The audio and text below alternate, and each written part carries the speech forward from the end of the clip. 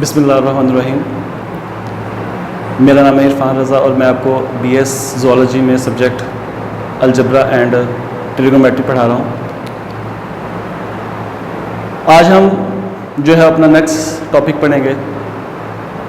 उस टॉपिक का नाम है क्वाड्रेटिक इक्वेशंस। क्वाड्रेटिक इक्वेशंस क्या होती है और इसको किस किस मेथड से सॉल्व कर सकते हैं। आज के लेक्चर में हम वो मेथड्स भी पढ़ेंगे कि किस किस मेथड से इसे सॉल्व कर सकते हैं। तो शुरू करते हैं पहले कि क्वाड्रेटिक इक्वेशन क्या होती है, उसके बाद हम इसके मेथड्स पढ़ेंगे कि उसके कैसे सॉल्व कर सकते हैं। तो पहले हम क्वाड्रेटिक इक्वेशन को पढ़ें। क्वाड्रेटिक इक्वेशन क्या है? क्वाड्रेटिक इक्वेशन क्या होती है कि आ quadratic equation in x is an equation that can be written in the form of ax square plus bx plus c equal to 0 where a, b, c are real number and a not equal to 0। वो कह रहा है कि quadratic equation एक ऐसी equation होती है जिसको हम इस फॉर्म में लिख सकते हैं, ax square plus bx plus c equal to 0 की फॉर्म में जिसे लिखा जा सकता है। और इसमें a, b और c कोई भी रियल नंबर हो सकते हैं और इसके लिए कंडीशन है कि इसमें a जो है वो 0 नहीं हो सकता। ठीक है, जो a की वैल्यू है ये 0, अगर क्योंकि a 0 हो गया तो ये पूरी वैल्यू 0 हो जाएगी। a 0 होने से x स्क्वायर भी 0 हो जाएगा, इसलिए मतलब है कि इसमें a 0 नहीं हो सकता, क्योंकि अगर a 0 होगा तो बाकी जो इक्वेशन बचेगी वो लीनियर इक्वेशन आ जाएगी। तो हम क्वाड्रेटिक इक्वेशन को सॉल्व कर रहे हैं, इसलिए क्वाड्रेटिक इक्वेशन में लीनियर इक्वेशन जो है वो नहीं आनी चाहिए। तो इसकी कुछ एग्जाम्पल देखेंगे क्वाड्रेटिक इक्वेशन कैसे हो सकती है। जैसे हमारे पास है 2x square plus 3x plus 1 equal to 0 आ गया, या 5x square plus 4x minus 1 equal to 0 आ गया, या अब 1/2x square plus minus 3x plus 5 equal to 0। या सपोज करें हमारे पास यहाँ 1 अगर 0 हो जाए तो क्या रह जाएगा, फर्स्ट करें 4x square minus 2 equal to 0 आ गया। ठीक है, तो देखिए इसमें x जो है वैसे आ गया, x भी एक कांस्टेंट नहीं है, तो देखें कांस्टेंट 0 हो सकता है, यानी b या c 0 हो सकता है। अगर b या c 0 हो जाए फिर भी इक्वेशन क्वाड्रेटिक रहेगी, क्योंकि स्क्वायर हमारे पास बचता है। तो स्क्वायर की वजह से हम इसको क्वाड्रेटिक इक्वेशन बोलते हैं। स्क्वायर क्वाड्रेटिक होता है जिसकी 2 पावर होती है। ठीक है, अगर 2 पावर ही नहीं रहेगी तो वो क्वाड्रेटिक नहीं रहेगी, इसलिए इसमें b और c हो सकता है 0 हो जाए, वरना मगर x स्क्वायर जो है यानी कि a जो है वो 0 नहीं हो सकता, क्योंकि अगर a 0 हो गया तो x स्क्वायर ऑटोमेटिकली 0 हो जाएगा, जिसकी वजह से a 0 नहीं हो सकता। b या c जो है वो 0 हो सकते हैं। जैसे मैंने यहाँ एग्जांपल दी, देखिए c 0 हो गया, या फर्स्ट करें हमने एग्जांपल देखें जिसमें हमारे पास है कि 5x square minus 5 equal to 0। जैसे हमारे पास ये इक्वेशन आ गया, इसमें x नहीं है, तो किसी भी इक्वेशन में b या c की वैल्यू तो 0 हो सकती है, तो मगर बी सी 0 हो भी जाए तो इक्वेशन क्वाड्रेटिक रहेगी। अगर a 0 हो जाएगा तो फिर इक्वेशन जो है वो क्वाड्रेटिक नहीं रहेगी। इसलिए याद रखिएगा क्वाड्रेटिक इक्वेशन के लिए शर्त है कि a जो है वो 0 ना हो। ठीक है, उसके बाद क्वाड्रेटिक इक्वेशन जो है उसको सोल्व करने के हमारे पास जो है वो 3 मेथड होते हैं कि 3 तरीकों से हम क्वाड्रेटिक इक्वेशन को जो है वो हल कर सकते हैं। ठीक है, पहला है बाय फैक्टराइजेशन मेथड कि इसके फैक्टर करके फैक्टर बनाते हुए इसकी जैसे हमने पढ़ा हुआ है पेयरिंग करते हुए, या इसको हम मिड ब्रेक करना कहते हैं, मिड ब्रेक करके हम इसको सॉल्व करते थे, उसको हम बोलते हैं फैक्टराइजेशन मेथड। सेकंड था कंप्लीटिंग स्क्वायर मेथड कि स्क्वायर कंप्लीट करते हुए इसे कैसे हल कर सकते हैं। और तीसरा और लास्ट है क्वाड्रेटिक फार्मूला कि क्वाड्रेटिक फार्मूला की मदद से भी इसे हम सॉल्व जो है वो कर सकते हैं। ये 3 तरीके होते हैं एक इक्वेशन को सॉल्व करने से। अब किसी भी मेथड से इसे सॉल्व कर लें तो इससे कोई फर्क नहीं आएगा कि आपने इसे किस मेथड से सॉल्व किया। तो सबसे पहले आज हम पढ़ते हैं आपके हमारे पास जो है वो कि कंप्लीटिंग स्क्वायर, पहले फैक्टराइजेशन पढ़ लेते हैं कि फैक्टर कैसे बनाते हैं, फैक्टर बनाते हुए किसी भी इक्वेशन को कैसे हम सॉल्व कर सकते हैं। ठीक है, तो फैक्टराइजेशन मेथड जो है अक्सर स्टूडेंट्स को जो है वो थोड़ा टिपिकल मुश्किल लगता है कि फैक्टर कैसे बनाएंगे, मिड ब्रेक कैसे करेंगे। तो मिड ब्रेक करने के बहुत सारे तरीके हैं, हर टीचर जो है वो अपने अंदाज में उसको पढ़ाता है। तो मैं आपको एक शॉर्ट सा तरीका एक समझाऊंगा कि वो आप समझो तो इंशाल्लाह आपको बड़ी इजीली जो है वो आपको क्लियर हो जाएगा कि हम कैसे मिड ब्रेक कर सकते हैं। ठीक है, तो मिड ब्रेक करने का ये तरीका देखें, गौर से समझे तो बड़ी इजीली आपको समझ आ जाएगी कि मिड ब्रेक कैसे करते हैं, यानी फैक्टराइजेशन कैसे करते हैं। देखिए गौर से, मेथड ही होता है सबसे पहले आपने जो फर्स्ट एलिमेंट होता है x स्क्वायर का उसको हम मल्टीप्लाई करते हैं लास्ट एलिमेंट के साथ, यानी कि जो a है इसको हम मल्टीप्लाई करेंगे इस c के साथ। ठीक है, a को c के साथ मल्टीप्लाई किया तो आ गया 1 × 10 आ गया। ठीक है, हमारे पास सोल्यूशन आता है 10। ठीक है, अब 10 हमारे पास सोल्यूशन आ गया कि हमने अब 10 जो है इसको हल करते हुए हमने 7 बनाना है कि 10 को आपने इस तरह ब्रेक करना है कि आंसर जो है हमारे पास -7 आए। अब इसको ब्रेक करने का सिंपल तरीका ये है कि आप 10 का जो टेबल होते हैं वो देखें 10 किस किस टेबल में आ रहा है, पहले वो देखना आपने, तो आपको इजी क्लियर हो जाएगा। देखिए 10 1 के टेबल में आता है, जी आता है। क्या होता है 1 10 10, ठीक है, 1 × 10 10, ये 1 हो गया। क्या 2 के टेबल में आता है, जी बिल्कुल आता है। 2 5 10, 2 5 10 हो गया। और किसी के टेबल में नहीं आता, ना 3 के टेबल में, ना 4 के टेबल में। 5 5 2 10, 2 और 5 एक ही टेबल है, 2 5 10 लिख लें या 5 2 10 लिख लें। जो दो दफा नहीं लिखना, आपने एक दफा लिखना है कि 2 5 10 या 5 2 10 हो जाएगा तो एक टेबल है। 1 10 हो जाएगा, ये 10 1 हो जाएगा, ये भी 1 टाइम लिखना है। अब मीन ये हुआ, पता चल गया कि 10 जो है वो सिर्फ 2 टेबल्स में आ रहा है, 1 10 10 या 2 5 10 हो गया, ठीक है। इसके अलावा किसी भी टेबल में 10 जो है वो नहीं आ रहा। अब आपका जितने भी ये पेज बन जाएंगे, जो आपने टेबल पढ़े हैं आपने कि 1 से लेकर ऑनवर्ड, जितने भी टेबल आप पढ़ सकते हैं जिसमें 10 आता हो वो सारे लिख लेने हैं, ठीक है। अब आपका जो फैक्टर बने हैं, अब इस फैक्टर में अगर फैक्टराइज करनी है, फैक्टराइजेशन किससे, अगर वो क्वेश्चन सॉल्व हो रहा है तो लाजमी ऐसा होगा कि आपका जो ये दो फैक्टर है इनमें से एक ऐसा पेयर लाजमी बनेगा जिसको प्लस या माइनस आपस में किया जाए तो आंसर 7 आएगा, ठीक है। ये जो हमारे पास -7 जरूर आएगा। अब देखें प्लस या माइनस जो कुछ भी कर सकते हैं आप जरूरत के मुताबिक, ठीक है। अगर हमें तो -7 चाहिए, मतलब माइनस करना पड़ेगा, ठीक है। अगर हमें +7 होता तो फिर भी हम प्लस माइनस करके कुछ भी कर सकते थे, जरूरत तो पड़ेगी हमारे हमेशा कंडीशन पे क्या करना है, प्लस करना है कि माइनस करना है। 7 चाहिए तो देखिए 7 कैसे आएगा, अगर इनको ऐड किया जाए तो 11 आता है, ठीक है, और माइनस किया जाए तो आता है 9। मतलब है कि ये पेयर तो नहीं हो सकता, क्योंकि इसका आंसर प्लस करने से 11 आता है और माइनस करने से 9 आता है, तो हमें 7 चाहिए, मतलब नहीं आ रहा। अब ये पेयर है, देखिए अगर इसको प्लस किया जाए तो 7 आता है और माइनस किया जाए तो 3 आता है दोनों को, ठीक है। तो देखिए हमारे पास 7 आ सकता है, ये देखिए 2 और 5 को प्लस किया जाए तो 7 आता है, ठीक है। तो मतलब है कि हमारे पास ये पेयर है जिसको हम प्लस या माइनस करें तो हमारा आंसर जो है वो -7 आ सकता है, ठीक है। अब हमारे पास देखिए मिड कैसे ब्रेक होगा, अलामतें आपने लगानी है अपनी इस कंडीशन के मुताबिक कि हमारे पास आएगा देखिए x² -7 चाहिए तो देखिए 2 और 5 है, ठीक है। दोनों के साथ अगर माइनस आएगा तो फिर अगर देखिए इसके साथ एक के साथ माइनस लगा लेंगे तो प्लस माइनस हो जाएगा, ठीक है। अगर दोनों प्लस रखेंगे तो ये 7 है, 7 नहीं आएगा, तो मतलब है दोनों के साथ माइनस आएगा, दोनों के साथ माइनस आएगा तो फिर ये -7 आएगा, ठीक है। तो मतलब है कि हमारे पास आएगा -2x और -5x, ठीक है। यानी कि हमने मिड ब्रेक कर लिया, इस -7 को हमने दो हिस्सों में ब्रेक किया, -2 और -5, ठीक है। दोनों के साथ हमने माइनस का साइन लगा दिया, -2 और -7 आ गया। अब इसके फैक्टर बनाना सिंपल है, ठीक है। अब इसके फैक्टर बनाएंगे कि देखते हैं इसमें क्या कॉमन आता है। इसमें कॉमन आ जाएगा x -2 बाकी रह गया, इन दोनों में से कॉमन आ जाएगा 5, x -2 आ जाएगा। अब ये दो फैक्टर आ गए, एक x -2 का और एक x -5 का। आपको पता होगा कि अगर ये दोनों फैक्टर सेम है तो मीन के आपके पेयर ठीक बने हैं। अगर ये दोनों फैक्टर सेम नहीं है, जैसे x -2 है, ये भी x -2, ये दोनों सेम है, अगर सेम हो तो मतलब है कि आपके फैक्टर बिल्कुल एक्यूरेट है। अगर ये दोनों डिफरेंट आ जाए मतलब है कि आपके फैक्टर जो है वो रॉन्ग है, गलत है, वो आपको दोबारा फैक्टर बनाने पड़ेंगे। तो ये दोनों सेम थे, ये दोनों जो सेम है उसको हम वन टाइम लिख लेते हैं और x और -5 जो है इसको हम एक सेकंड टाइम फैक्टर बना लेंगे। यानी कि ये हमने कह दिया कि x -2 दोनों में से हमने कॉमन ले लिया तो बाकी x -5 रह जाएगा, ठीक है। या दूसरे लफ्जों में x -2 को हम वन टाइम लिखेंगे और उनके जो बाहर नंबर है उनको हम नेक्स्ट जो है वो एक फैक्टर में लिख देंगे, ठीक है। तो ये हमारे पास इस तरह दो फैक्टर बनेंगे। जब ये दो फैक्टर बन जाएंगे अब हमने यहाँ से x की वैल्यूज निकालनी होती है, सॉल्व करना होता है। तो x की वैल्यूज निकालने के लिए हम इन दोनों को जो है वो इक्वल टू 0 करेंगे। हमने फर्स्ट फैक्टर को इक्वल टू 0 कर लिया, देखिए फर्स्ट फैक्टर x -2 है, इसको 0 रख लिया और यहाँ से x की वैल्यूज निकाल ली तो 2 इधर आएगा तो पॉजिटिव हो जाएगा, ठीक है। और फिर सेकंड फैक्टर x -5, तो x -5 को भी हमने 0 रख लिया और यहाँ से भी x कीमत जो है वो 5 आ जाएगी, ठीक है। तो ये हमारे पास सोल्यूशन सेट जो है वो आ जाएगा 2 और 5।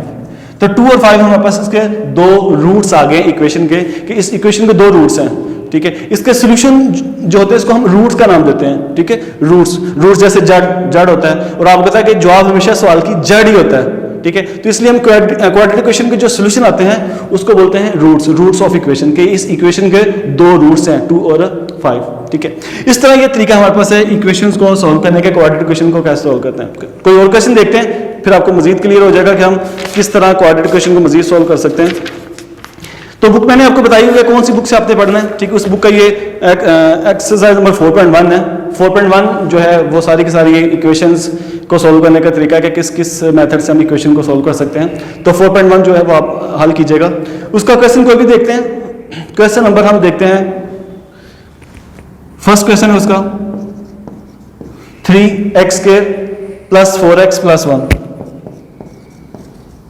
ठीक है। ये हमारे पास देखिए इक्वेशन दिया उसने, इसको हमने सॉल्व करना है, इसके भी फैक्टर बनाने, फैक्टराइज करना है इसको, ठीक है। फैक्टर बनाएंगे तो क्या आएगा, ठीक है। फैक्टर बनाएंगे तो देखिए 3 × 1 3, फर्स्ट और लास्ट को मल्टीप्लाई किया 3 आ गया, ठीक है, 3 आ गया। अब देखिए 3 किस किस टेबल में आता है, 3 तो एक टेबल में आएगा सिर्फ, 1 × 3 3, ठीक है, 1 3 3 आ गया। तो देखिए 1 3 3 आ गया तो एक ही है, तो देखिए 3 और 1 4 आ जाएगा, तो ये तो आसानी से सॉल्व हो जाएगा, ठीक है। ये तो आप सॉल्व इजीली कर लेंगे। चलिए कोई और क्वेश्चन देखते हैं जिसमें थोड़ा सा लंबा क्वेश्चन हो जाए ताकि आपको फैक्टर बनाने में मसला ना है। थर्ड क्वेश्चन देखते हैं। थर्ड है 9x² - 12x - 5 = 0। ये क्वेश्चन है। अब देख इसको देखते हैं इसके फैक्टर कैसे बनाएंगे। वही मेथड है, सबसे पहले आपने जो है अपने फैक्टर बनाने के लिए फर्स्ट और लास्ट एलिमेंट को मल्टीप्लाई करना है, यानी ए और सी को मल्टीप्लाई करना है, ठीक है। अब हम क्या करते हैं, सबसे पहले 9 5 से मल्टीप्लाई किया, 9 5 45 आ गया, ठीक है। तो ये आ गया हमारे पास -45, ठीक है, 45 आ गया। अब देखें 45 जो है, अब आपने इसके टेबल किस किस टेबल में आएगा 45, अब ये ढूंढने हैं कि 45 किस किस टेबल में आ सकता है, ठीक है। चलो ढूंढते हैं। 1 के टेबल में आता है जी, 1 के टेबल में आ सकता है 45। 2 के टेबल में 45 आता है, 2 के टेबल में 45 नहीं आता। 3 के टेबल में, 3 के टेबल अगर हम पढ़ें तो 3 के टेबल में आता है 3 15 45 हो जाता है, ठीक है। 3 का टेबल जहां तक मर्जी पढ़ सकते हैं, जरूरी नहीं है कि आपने 10 तक ही पढ़ना है। अब पढ़ें जहां तक वो आता है, नहीं आता, आएगा तो लिख दें, नहीं आता तो ना लिखें, क्योंकि 3 15 भी 45, अगर 15 3 करेंगे फिर भी 45 आना है, तो इसलिए हमने ज़्यादा दूर जाना नहीं है। तो हम क्या करेंगे, सिर्फ 3 का टेबल, 2 का टेबल, 1 2 10 तक सारे टेबल पढ़ेंगे, किस किस टेबल में आ रहा है, वो ऑटोमेटिकली आता होगा तो जरूर उसके अंदर आ जाएगा। 4 के टेबल में नहीं आता, 5 टेबल में आता है जी, 5 टेबल में आता है 5 9 45, ठीक है। और किस में आता है, 6 में नहीं, 7 के टेबल में नहीं, 8 के टेबल में नहीं, 9 का टेबल ये पहले हो चुका है 9 5 45, और 10 के टेबल में भी नहीं, ठीक है। मतलब है कि जो हम पहले 1 to 10 टेबल है उसमें सिर्फ ये 3 ऐसे टेबल हैं जिसमें 45 आ सकता है, ठीक है। अब ये जो 45 आ गया, मैंने बताया था कि अगर फैक्टर बनते हैं तो जरूर इन पेयर में से एक पेयर ऐसा होगा जो उसको सॉल्व जरूर करेगा। अब देखें हमारे पास हमें 12 चाहिए, 12 चाहिए, तो देखें इसको प्लस माइनस करने से 12 नहीं आता, मतलब ये नहीं आ सकता। इसको प्लस करें माइनस करें 12 नहीं आएगा। जैसे 5 और 9 को प्लस माइनस करें तो इसके भी 12 नहीं आएगा, ठीक है। 5 9 जमा करें या नफी करें। अब 3 और 15 को प्लस या माइनस करने से 12 आ सकता है, ठीक है। देखिए इनमें से एक टेबल आ गया ना, एक पेड़, तो मैं बता रहा हूं कि जब भी आप टेबल पढ़ेंगे तो उसमें से एक लाजमी ऐसा पेड़ होगा जिसके जरूर वो फैक्टर बनते होंगे जो हमें क्वेश्चन में है, ठीक है। शर्त है कि अगर उसके फैक्टर बनते हैं तो, अगर फैक्टर नहीं बनते फिर तो आएगा नहीं वो, ठीक है। फैक्टर अब देखिए 3 और 15 है, तो 3 और 15 जो है ये इसका पेयर आ सकता है, क्योंकि 15 में से 3 नफी करेंगे तो -12 आ जाएगा, ठीक है। चलो इस फैक्टर बनाते हैं। फैक्टर जब बनाएंगे तो हमारे पास आ जाएगा 9x²। फर्स्ट वैल्यू वैसे लिख लेते हैं क्योंकि हम सेकंड वैल्यूज का मिड ब्रेक करते हैं। सेकंड वैल्यूज 12 है, 12 का मिड ब्रेक करेंगे तो क्या आएगा, -15 और +3, ठीक है। माइनस चाहिए ना, 15 में से 3 नफी करेंगे तो 12 आएगा। अगर हमने जमा 15 रख लिया, -3 रख लिया तो जमा 12 आ जाएगा। हमें तो -12 चाहिए, इसलिए अलामत जो है वो बड़ी रकम के साथ लगा रहे हैं कि हमारे पास माइनस जो है वही आए जो हमें सवाल में जरूरत है। तो हम 15 में से 3 निकाला 12 आ जाएगा, तो देखिए ब्रेक हो गया, और 5 वैसे आ जाएगा लास्ट में। उसके बाद हमने इसमें से कॉमन ले लिया 3x कॉमन ले लिया तो आ जाएगा 3x - 5, इसमें से कॉमन ले लिया 1 तो आ जाएगा 3x - 5,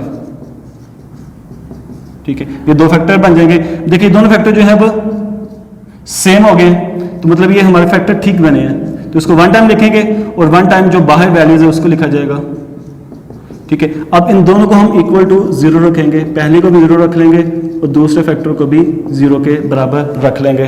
दोनों को 0 रख लिया। उसके बाद हम जो है दोनों के फैक्टर बनाने के बाद दोनों को इक्वल टू 0 रखा, तो वहां से वैल्यूज निकालेंगे। 5 इधर शिफ्ट करेंगे तो पॉजिटिव हो जाएगा, और x की वैल्यू आ जाएगी 5/3। और फिर सेकंड जो है 1 को तो शिफ्ट करेंगे तो नफी हो जाएगा, x आ जाएगा -1/3। तो ये इसका सोल्यूशन सेट आ जाएगा -1/3 और 5/3। तो ये सोल्यूशन सेट यानी कि ये रूट्स ऑफ इक्वेशन आ गए, ठीक है। तो ये हमारे पास तरीका होता है फैक्टराइज करने का कि आप किसी भी मैट्रिक्स किसी भी इक्वेशन में जो है वो मिड ब्रेक करें। तो ये सिंपल तरीका है, ठीक है। ये हमारा फर्स्ट मेथड था क्वाड्रेटिक इक्वेशन को सॉल्व करने का। अब हम दूसरा मेथड पढ़ते हैं कि कंप्लीटिंग्स के मेथड से कैसे सॉल्व करते हैं।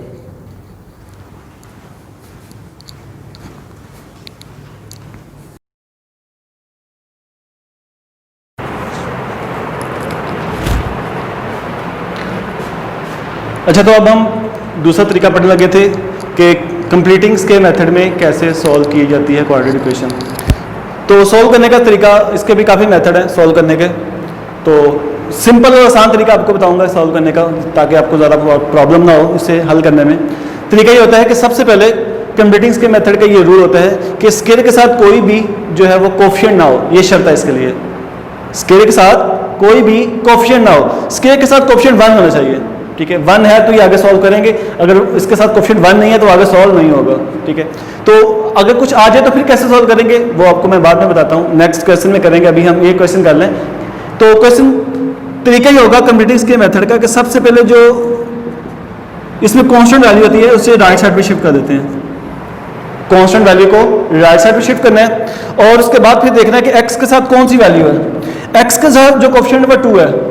x के साथ जो कोफिशिएंट होगा जैसे 2 है तो उसको ऑलवेज 1/2 से ही मल्टीप्लाई करना है। x के साथ कोई भी कोफिशिएंट आ जाए, कोई भी कोफिशिएंट आ जाए, उसको हमेशा आपने मल्टीप्लाई करना है 1/2 से। ये फिक्स है, इस ओ कुछ नहीं आ सकता 1/2 के अलावा। x के साथ जो वैल्यू है उसको हमेशा 1/2 से ही मल्टीप्लाई करना है। और फिर कटिंग वगैरह करें, कटिंग करने से आंसर 1 आ गया। कटिंग हो भी सकता है, जरूरी नहीं कटिंग हो सकता है ना कटिंग हो। नहीं कटिंग होगा तो फ्रैक्शन में वैल्यू आ जाएगी, ठीक है। अगर कटिंग होगा तो फ्रैक्शन के बगैर भी आ सकती है। तो जरूरी नहीं है कि कटिंग हो, नहीं कटिंग होगा तो आपने फ्रैक्शन में ही लिख देनी है, ठीक है। जो भी आंसर आएगा कटिंग होने के बाद उसको फिर हमने डिवाइड करना है, दोनों साइडों पे ऐड कर देना है। आंसर देखिए 1 आया था हमारे पास तो हमने लिखा एडिंग। जो आंसर 1 था हमने लिखा adding 1 square on both side. हमने जो आंसर आया उसका स्क्वायर लेकर उसे बोथ साइड जो है वो ऐड कर देना है। देखिए 1 को हमने लेफ्ट साइड पे भी ऐड कर दिया और 1 को आपने राइट साइड पे भी ऐड कर दिया, ठीक है। जो आंसर आएगा उसको हमने स्क्वायर लेना, उसका देख इसका स्क्वायर लिया 1 का और दोनों साइड पे ऐड कर दिया। ये शर्त है कि दोनों साइड पे ऐड करना है, एक साइड पे ऐड नहीं करना। दोनों साइड पे ऐड करने के बाद अब हम इसका स्क्वायर कंप्लीट करेंगे। स्क्वायर कंप्लीट करने का सिंपल और आसान तरीका यह है कि स्क्वायर वाली वैल्यू लिखते हैं। देखिए फर्स्ट और थर्ड हमेशा वैल्यू लिखेंगे। फर्स्ट वैल्यू x है, x लिख दिया। थर्ड वैल्यू 1 है तो 1 लिख दिया और सेंटर वाली का साइन लिखेंगे। फर्स्ट और थर्ड वैल्यू लिखेंगे और सेंटर वाली का साइन लिखेंगे तो ऑटोमेटिकली स्क्वायर में चेंज हो जाएगा, ठीक है। सेंटर वाली वैल्यू नहीं लिखते, उसका सिर्फ साइन लिखते हैं। फर्स्ट और थर्ड वैल्यू और सेंटर का साइन लिख लें तो ऑटोमेटिकली जो है वो वैल्यू जो है वो स्क्वायर में कंप्लीट हो जाती है। और राइट साइड पे क्या आएगा 899 प्लस 1 है तो वो आ जाएगा 900, ठीक है। तो इन दोनों को हमने ऐड कर लिया, 899 प्लस 1 900 आ गया। अब हमने दोनों साइड पे स्क्वायर रूट ले लिया, ठीक है। लेफ्ट साइड पे भी स्क्वायर रूट लिया और राइट साइड पे भी स्क्वायर रूट ले लिया। ये प्लस माइनस कट जाएगा और 900 का स्क्वायर रूट लेंगे तो आ जाएगा प्लस माइनस 30। हमें x चाहिए तो 1 को हम राइट साइड पे शिफ्ट कर देंगे। 1 को हमने राइट साइड पे शिफ्ट कर दिया। अब 30 को 1 टाइम प्लस कर लेंगे और 1 टाइम जो है इसे माइनस कर लेंगे। इसे प्लस और माइनस करें तो हमारे पास 2 इसके रूट्स आ जाएंगे, यानी कि 2 सोल्यूशन आ जाएंगे। x के जो 2 सोल्यूशन आएंगे वो ही हमारा सोल्यूशन सेट होगा, ठीक है। तो ये हमारे 2 रूट्स आ गए -29 और 31, ठीक है। तो ये तरीका होता है इसको सॉल्व करने का कि जब भी आपके पास कंप्लीटिंग मेथड को सॉल्व करना हो तो बस याद रखना है कि स्क्वायर के साथ कोई कोफिशिएंट ना आए। अब देखिए तो कोई कोफिशिएंट आ जाए तो फिर कैसे सॉल्व करते हैं, ठीक है। उसको देखते हैं कि अगर स्क्वायर के साथ कोई कोफिशिएंट आ जाए तो उसको हम कैसे जो है वो सॉल्व करेंगे, ठीक है। देखें सपोज करें हमारे पास इक्वेशन है, ठीक है जी, 2x square plus 12x minus 110 equal to 0। देखिए हमारे पास ये इक्वेशन आ गई है। इसको हमने कंप्लीट स्केयर मेथड से सॉल्व करना है। तो अब हम देख रहे हैं हमारे पास एक्स के एक साथ देखा 2 भी आ गया।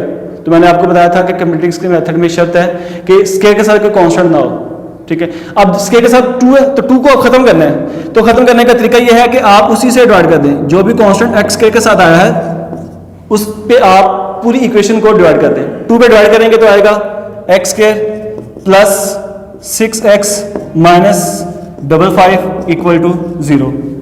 अब हमारे पास जो आंसर निकला है इसमें देखिए स्केयर के साथ कोई ऑप्शन नहीं है, मतलब है कि इसको हम सॉल्व कर सकते हैं इस मेथड से, जैसे हमने अभी पिछले क्वेश्चन में किया था। अब ये सॉल्व करने का वही तरीका बिल्कुल सिंपल है कि सबसे पहले क्या करना है, जो कांस्टेंट वैल्यू है उसको राइट साइड पे शिफ्ट कर देना है।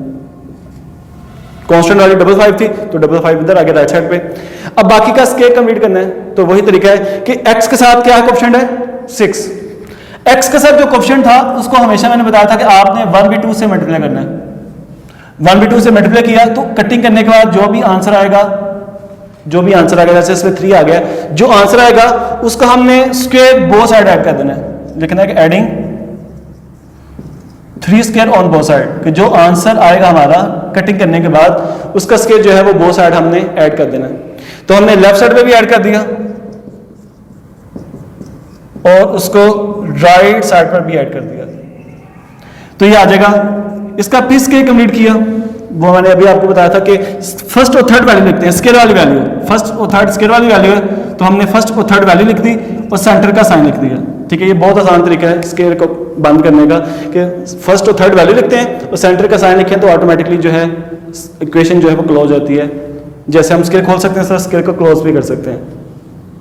तो ये आ जाएगा 55 प्लस 9, ये 9 आएगा तो आएगा 64, ठीक है। अब हमने दोनों साइडों पे जो है वो स्क्वायर रूट ले लिया, लेफ्ट और राइट साइड पे। स्क्वायर रूट लेने से स्क्वायर रूट से स्क्वायर कट जाएगा, ये आ जाएगा प्लस माइनस 8 और 3 इधर आके नफी हो जाएगा, ठीक है। ये 1 टाइम प्लस और माइनस हो जाएगा, जो मर्जी लिख लें, पहले प्लस या माइनस लिखने को हर्ज नहीं है, मगर जब आप इसे सॉल्यूशन सेट में लिखेंगे तो इसमें आपने छोटी रकम पहले लिखनी है और बड़ी रकम बाद में लिखनी है, ठीक है। तो छोटी रकम पहले बड़ी रकम बाद में लिखें तो ये हमारा सॉल्यूशन सेट आ जाएगा, ठीक है। ये दूसरा तरीका था हमारा कि दूसरे मेथड से हम क्वाड्रेटिक इक्वेशन को जो है कैसे सॉल्व कर सकते हैं। अब हमारा एक लास्ट मेथड है कि तीसरा मेथड है कि हम क्वाड्रेटिक फार्मूला से कैसे सॉल्व करते हैं, ठीक है। अब वो हम पढ़ते हैं कि क्वाड्रेटिक फार्मूला से कैसे सॉल्व करते हैं। अब हम तीसरा तरीका पढ़ रहे थे कि तीसरे मेथड से, थर्ड मेथड से क्वाड्रेटिक इक्वेशन को हम कैसे सॉल्व कर सकते हैं।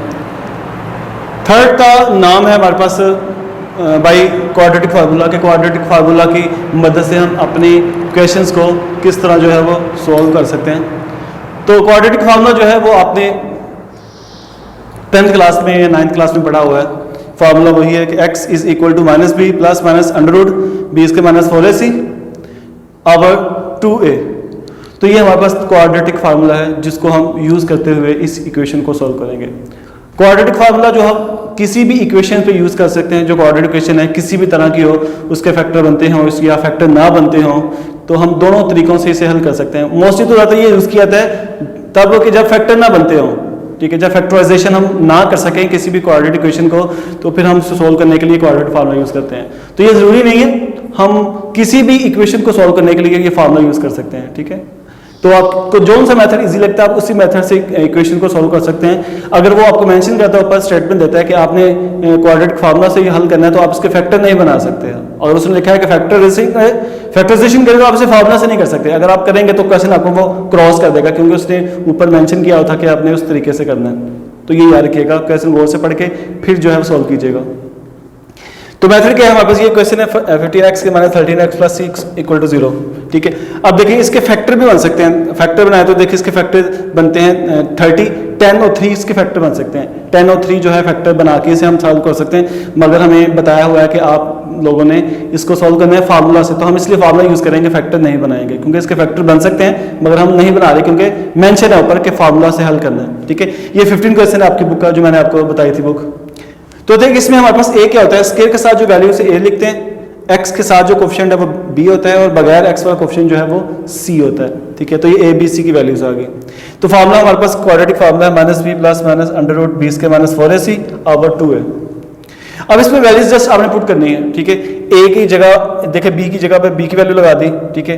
बी की, फिर ए की और सी की वैल्यू जो आपने सारी की सारी यहाँ आपने पुट कर देनी फार्मूला में, ठीक है, नीचे भी वैल्यूज पुट कर दी। फिर इसका प्लस माइनस किया तो ये 13 आ गया, ये 13 का स्केयर 169 और इन तीनों को मल्टीप्लाई किया, ठीक है, तो वो आ गया 120, ठीक है। 120 आने के बाद फिर हमने इसको सॉल्व करना है, ठीक है। तो जब इसे हम सॉल्व करेंगे, ठीक है, तो ये हमारे पास -6 था, ठीक है, -6 लगा दें।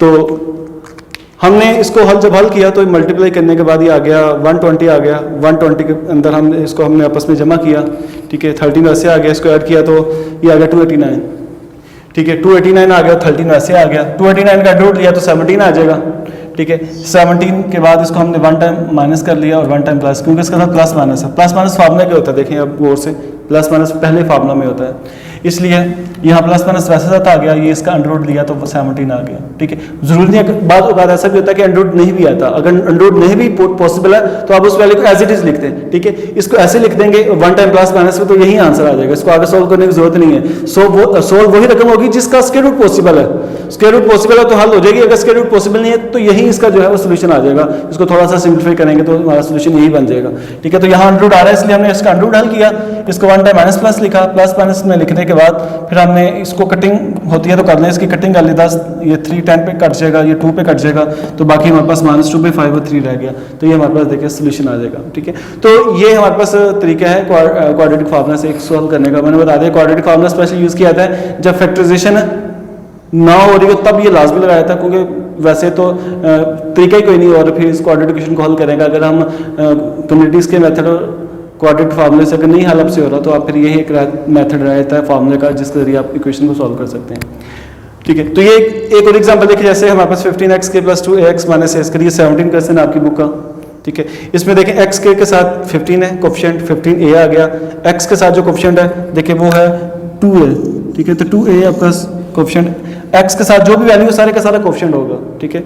जैसे x के साथ 15 है, यहाँ बगैर x के सिर्फ वैल्यू है -a², तो -a² जो सारा सी होगा, ठीक है। साइन भी साथ रखना याद रखिएगा, बाजू का स्टूडेंट होते हैं वो साइन नहीं लगाते, वो वैल्यूज लगा देते, साइन लगाते हैं। तो जो साइन है जैसे इसमें माइनस, दोनों के साइन थे माइनस साइन लगाए हैं, लेकिन इसमें इसका सिर्फ माइनस साइन था, ये माइनस साइन लगाया, तो साइन जरूर लगाने हैं। अगर साइन नहीं लगाएंगे तो जब फार्मूला पुट करेंगे तो वो आंसर ठीक नहीं आएगा, ठीक है।